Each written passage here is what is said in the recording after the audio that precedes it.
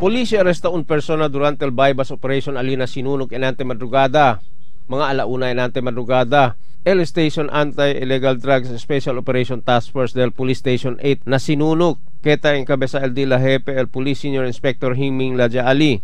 Ya conduci bypass operation Alina Sinunok resulta del arresto del suspechao un tal Saibit Jumari Ledesma, 37 años residente de Purok 5 Araneta Drive, Barangay de Sinunok. El sospechado el akasais na watchlist del Police Station 8 na vendida del droga prohibido na lugar. Pero tanega ele, kay hindi daw disuyo el droga y el pusil. Ya dehalan daw kun ele. Vale, dejalan se conmigo, a mí se abre todo. El cosa lang dituyo aquí. Kung hindi dejalan se conmigo, kasi majuta-juta, magtadali sa conmigo, tapos sabihin na sobra-sobra.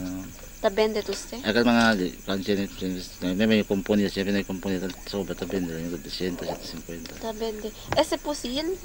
Hindi dejalan din se conmigo, hindi si mío. ¿Quién man sería contigo? Ako si Bisaya, konosiya na si kami na Galera, may konosiya na kami Galera. Así como Police Senior Inspector Ladja Ali, ya tarde daw sila taman monitor con el sospechao, pero anoche, ya pwede agad sila arresta con este, ina mismo casa pa disuyo. Si suspect, si certain Sebio, adura yase. So, mga kwanto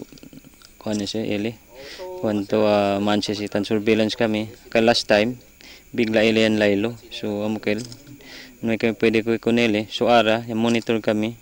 So, bira tamin ele uli. So, amukel yan kandak kami bypass operation. Kikunele.